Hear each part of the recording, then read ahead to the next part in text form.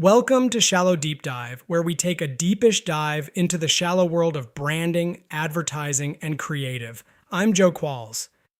Today, we're talking about legibility, the fact that your brand now has to be readable by people and by machines. This is part 2 of a 5-part series we're running on brands and AI. Here's a small thing you can do this afternoon. Open one of the AI assistants and ask it a question a customer of yours might ask. Something like, who should I talk to in Brisbane about a brand refresh and how do they differ? Watch what comes back. It won't hand you 10 blue links. It will hand you a short answer, a few names, a sentence on each, a reason to prefer one over another. And it will do all of that before you've clicked on a single website. Now ask where those sentences came from. The machine didn't meet anyone. It didn't sit in a first meeting or read the room. It read the pages. It pulled the claims off those pages, compared them, and turned them into an answer, which means your website has quietly picked up a second reader. For 25 years, its only job was to help a person understand you. That job hasn't gone anywhere. But a person is no longer the only one reading. A search system is reading the same words. An AI summary is reading them too. And both are answering questions about you to people who may never arrive at your front door. Here's the part that's easy to miss. The machine reads what you published. It does not read what you meant. The distinction the founder makes in every sales call, the one that explains why you're different, is only on the page if someone wrote it down. The instinct your best salesperson has, the way they steer a nervous client towards the right service, that lives in their head. The reason your tone is restrained rather than loud, the judgment behind what you chose to leave out, none of that travels on its own. A person meeting you can ask a follow-up question. A machine can't. It takes the words as they sit. And if the words are vague, the vagueness is what it learns. So the cost of being vague has gone up, and it now arrives faster. Clear, specific, structured language becomes source material, something a machine can retrieve and quote.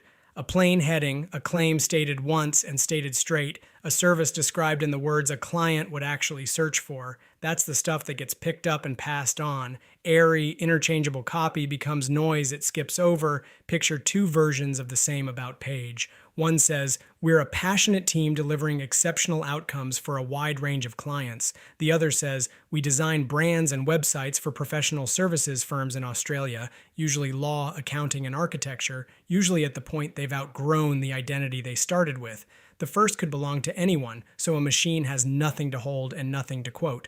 The second is specific enough to retrieve, to compare, to put in front of exactly the person it describes. One is source material, the other is noise with good grammar. The fix isn't complicated and it isn't new. It's answering the basic questions plainly in words on the page. What do you actually do? Who is it for? What problem do you solve? What happens when someone works with you? The process, in order. What proof can you show that isn't just an adjective? What the next step is? And the one people forget, the words a happy client would use to describe you to a friend. If those words appear nowhere on your site, the machine has to guess. It will guess wrong, and it will guess wrong at scale. Now the obvious objection. This sounds like search engine optimization wearing a new hat. Keywords, tricks, writing for the crawler instead of the human. We'd push back on that firmly, because the machine and the person want the same thing.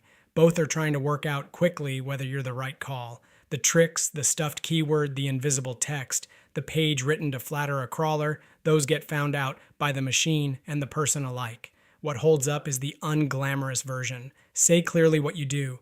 Be specific about who it's for. Publish real proof, a named client, a real result, a piece of work you can point to. Write from experience, because experience is the one thing that can't be generated on demand. And it's exactly what a person and a machine are both scanning for. If you can't explain yourself clearly to a person, a machine won't magically get it.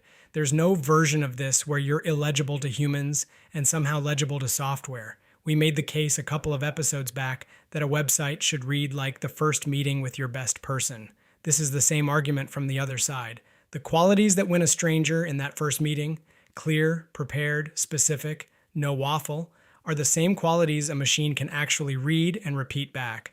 None of this is cause to panic, and it's certainly not a reason to hand your voice to a content generator and churn out pages the crawler might like. That's chasing the algorithm with tricks by another route, and it fails the same way. A machine can read 100 bland pages a second.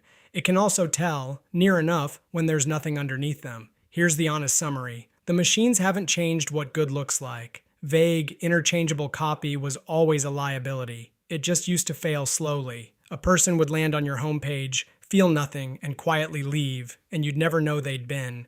Now the failure is quicker and more complete.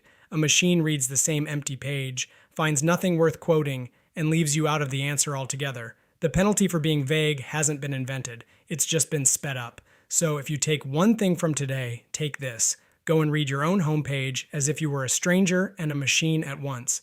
Ask whether a person could tell in a single paragraph what you do and who it's for. Then ask whether a machine, reading only those words, could describe you to someone else and get it right. If the answer to either is no, the work isn't more polish and it isn't cleverer phrasing for the algorithm. It's saying the specific, true, slightly exposing thing. Plainly, out loud, on the page. That was part 2 of our 5-part series on brands and AI. There's more to come. Thank you for indulging us in today's Shallow Deep Dive. We hope you'll join us for the next one. Until then, take care.